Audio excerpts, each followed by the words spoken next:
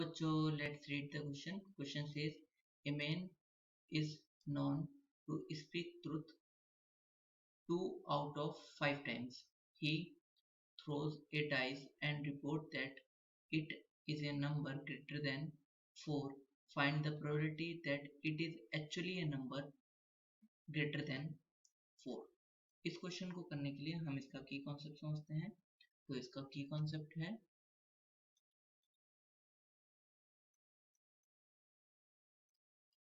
probability of E1 by probability of E1 into probability of A by E1 upon probability of E1 into probability of A by E1 plus probability of E2 into probability of A by E2।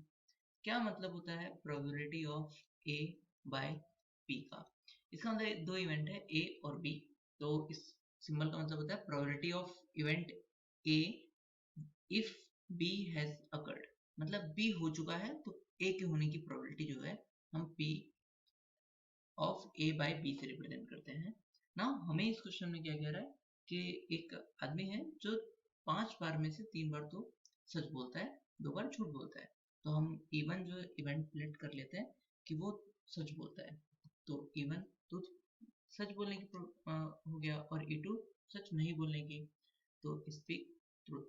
तो मैं लिख लेता हूँ even जो है speak truth हो गया। And E2 जो है हम इवेंट लेट कर लेते हैं जो कि नॉट इवन को रिप्रेजेंट कर रहा है, मतलब नॉट स्पीक ट्रुथ। और जो ए हम इवेंट लेट कर ले रहे हैं कि डाइस पे नंबर आना वो भी 4 से बड़ा, तो नंबर ग्रेटर देन 4 डाइस पर ही। तो नंबर मैं लिख देता हूँ नंबर ग्रेटर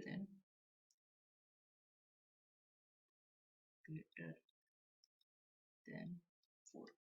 नाउ अब प्रोबेबिलिटी ऑफ इवन क्या होगा? प्रोबेबिलिटी ऑफ इवन जो हो जाएगा वो हो जाएगा, क्योंकि वो गिवन है कि 3 बार वो सच बोलता है 5 बार में से, तो 3/5 हो जाएगा। एंड प्रोबेबिलिटी ऑफ E2 तो नॉट इवन है, तो इसका मतलब वो 1 माइनस 3/5 हो जाएगा, जो कि 2/5 आएगा। तो इस 3 बार सच बोलता है, इसका मतलब 2 बार झूठ बोलता है। एंड नाउ अगर एक जो डाइस है वो उछाला जाता है तो इस बात की क्या प्रोबेबिलिटी है कि जो नंबर आता है वो 4 से बड़ा है। तो इसको हम लिखते हैं P ऑफ A से। बट यहाँ पर जो 4 से बड़ा नंबर आने की प्रोबेबिलिटी 2 केस में हो सकता है। जब वो जो आदमी है वो सच बोल रहा है, तो पहले वाले केस में मान लेते हैं सच बोल रहा है, तो 4 से बड़ा नंबर डाइस के टोटल नंबर कितने होते हैं 6, और 4 से बड़े नंबर कौन से होते हैं 5 और 6, सिर्फ 2 ही नंबर, तो 2/6।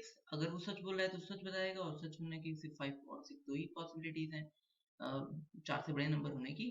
तो इसका मतलब इसकी P of A by even जो हो गया वो 1/3 हो जाएगा काटने के बाद इसे।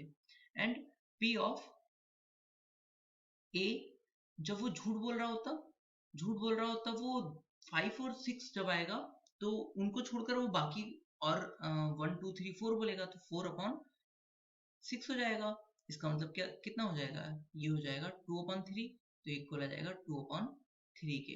हमसे क्या पूछ रहा है, इस बात की क्या प्रोबेबिलिटी है कि वो जो नंबर है वो एक्चुअली में 4 से बड़ा था, मतलब वो सच बोल रहा था, और जो नंबर है वो 4 से बड़ा आया है। तो इसका मतलब सच बोलने की प्रोबेबिलिटी पूछ रहा है, सच बोलने की प्रोबेबिलिटी, और नंबर जो है वो 4 से बड़ा है। तो इस बात की प्रोबेबिलिटी हमारे फर्स्ट जो हमने की कॉन्सेप्ट में फॉर्मूला लिखा है वही यूज हो जाए होगा। तो यहाँ पे P ऑफ E कितना है, P ऑफ E है 3/5 इंटू P ऑफ E1 कितना है 3/5। इस फॉर्मूले में वैल्यू पुट कर लेते हैं।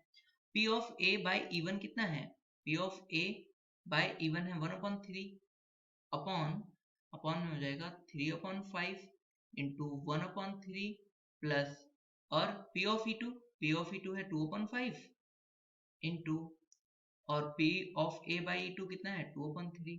तो इसको हम सॉल्व करते हैं तो यहाँ से 3 से, तो ये 3 कट जाएगा और ये बचेगा 1/3।